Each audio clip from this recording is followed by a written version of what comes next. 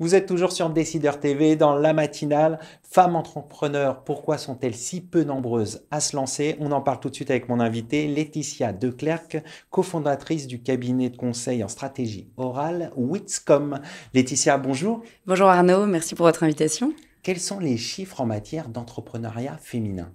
Alors c'est une très bonne question. Déjà pour parler de l'entrepreneuriat, évidemment qu'on peut parler des femmes, c'est ce qui nous rassemble aujourd'hui, mais il ne faut pas oublier que entreprendre, c'est difficile pour les hommes et pour les femmes.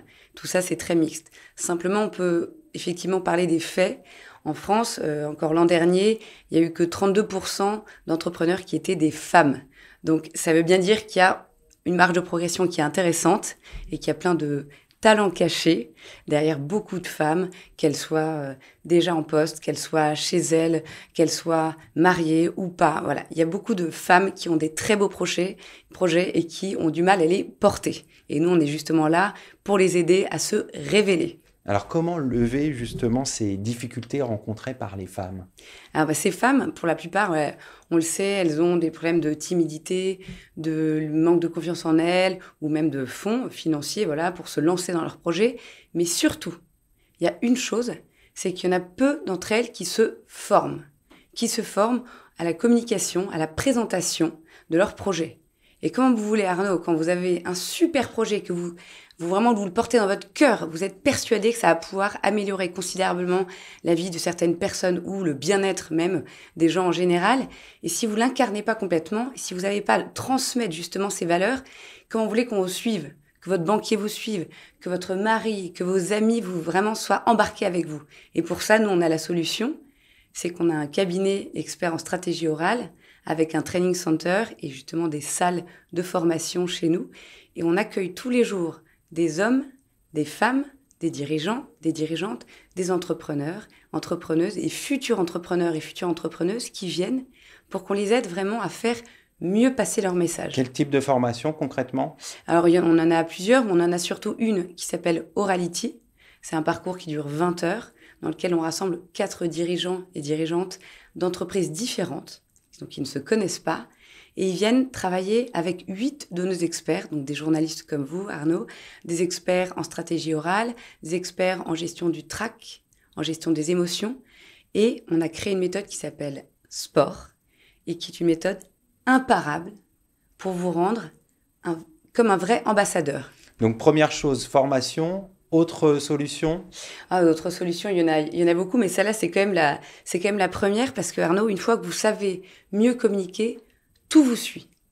Une femme qui dit, oui, mais moi j'ai peur de perdre l'équilibre que j'ai mis en place avec mon mari, avec mes enfants, ou quelqu'un qui est célibataire, qui justement est peut-être plus jeune ou moins jeune, je sais pas, et qui veut se lancer dedans en disant, mais je vais fragiliser tout ce que j'essaie de construire.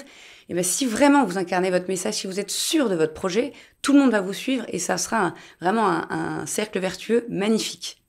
Alors peut-être des petits conseils pour encourager les femmes qui voudraient se lancer et qui osent pas se jeter dans l'entrepreneuriat. Bien sûr. Alors déjà, concrètement, les femmes, quand vous venez présenter votre projet à quelqu'un, que ce soit un jury ou un futur collaborateur, il y a des choses toutes simples. Souriez.